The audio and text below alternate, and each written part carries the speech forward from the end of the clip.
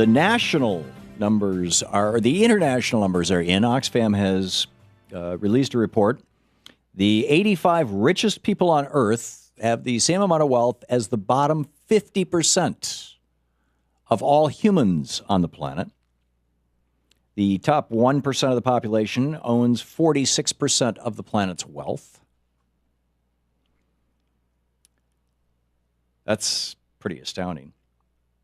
The bottom half of the population has 0.7% of the world's wealth. Now, that's worldwide. In the United States, just 13 Americans made more from their investments last year than the entire food stamp budget. That's $80 billion, enough for a year of food stamps for almost 50 million people. The richest 400 people took home $300 billion in 2013, approximately the entire social safety net for the United States. And this was just the income of the richest 400 Americans, equal to the 400 people. You could put them in a high school gymnasium, took income equal to that, the entire social safety net of the United States. That would be SNAP, Women, Infants, and Children, WIC, Child Nutrition, Earned Income Tax Credit, Supplemental Security Income, Temporary TANF, Temporary Assistance for Needy Families, and Housing Support. And the richest 1,200 families are estimated to have each made $40 million in the past year. Now, these startling wealth inequalities we saw in the United States, we saw them rise in 1921, rather, when the Republican Harding was elected on the platform of dropping the top tax rate. He dropped it from 91% to 25%. We saw an explosion of wealth among the very rich, which led to the great crash of 1929. And then we entered a fairly egalitarian period. The top income tax rate went back up to 91%. CEOs only earned 30 times what their workers did for the next 50 years, until Reagan came along and dropped that top tax rate down again. And we've seen over 32 years now this explosion in inequality. Why? Well, in part because rich people can buy politicians, and then those politicians do the bidding of the rich people. Is this really how we want our country run? Dr. Alex McFarland is with us, conservative speaker, writer, and advocate for Christian apologetics, director of the Center for Christian Worldviews and Apologetics at North Greenville University. Alex McFarland, McFarland.com is the website. Alex, welcome back to the program. Hey, thanks, Tom. It's great to be back with you. So, I understand that you think this is fine. Do I have that right? Well, no. I mean, no human who's got a heart and a soul is fine when people are hungry and people have needs and those needs aren't being met. I mean, the question, though, is what is the best, most humanitarian and, I would say, godly way to meet those needs? In a new book that I just released last week, I talk about the fact that not all approaches to compassion are the same. In the opening remarks, you said that rich people can buy votes and can buy politicians, and I would say that liberal politicians can buy votes. The great disparity by offering welfare programs.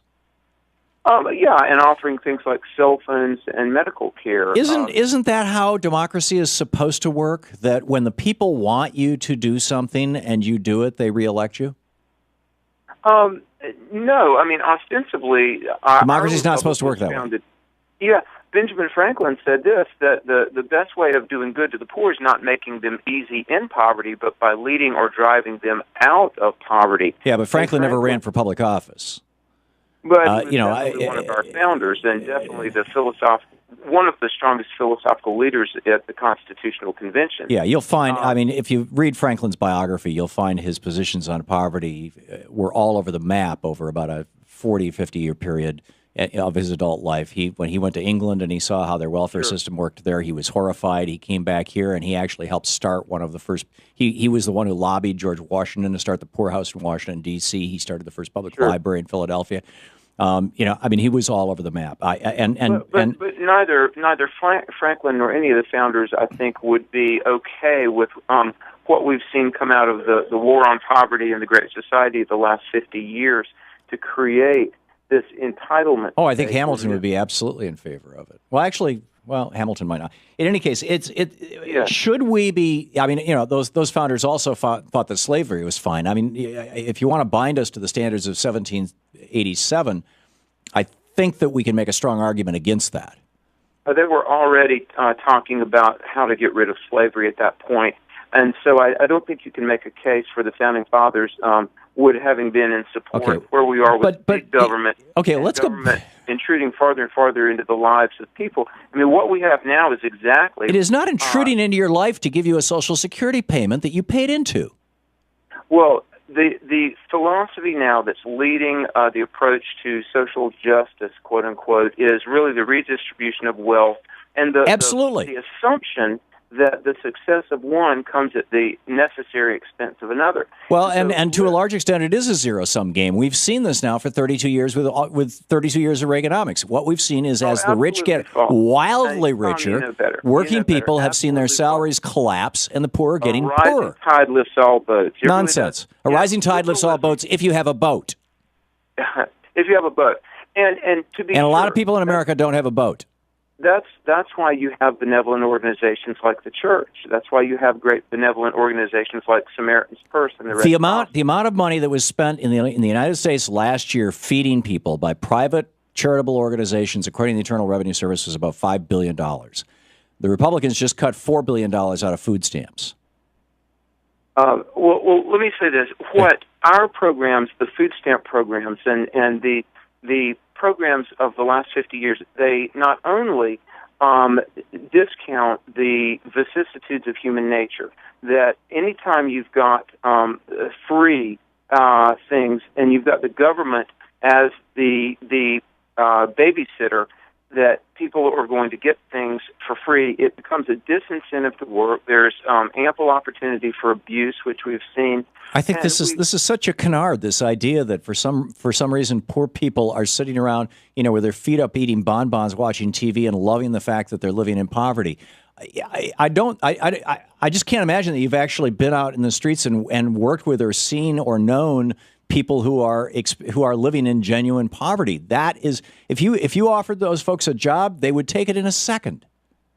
By and large, and by God's grace, I have been in a lot of those situations. The two things that we need to point out is that the welfare state and the big government culture that we live in right now, that gives people things with no accountability and no.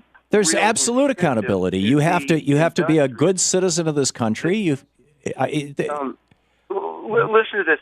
But the idea, though, that things like health care and things like a cell phone and things like tuition to go to college are just due me by the government simply because I exist, that's absolutely counter to what our Constitution and our national DNA is all about. I absolutely disagree. I think those are parts of the general welfare. And I think that they're also wise investments, maybe not the cell phone, but that was Ronald Reagan's program to give, the elderly, a phone that they could dial 911 if they were so poor they couldn't afford a phone. But I know it's turned into somehow Obama's phones, but it was Reagan's program. And that's what government always does. Government grows and grows, and it becomes this monster. Healthcare and education are fundamental. Healthcare should be a right for all Americans. I'm astounded that a Christian would say we shouldn't be healing the sick in this country. An ultimate moral code and an ultimate moral good. Well, and that's where and apparently your moral code is don't heal the sick, right?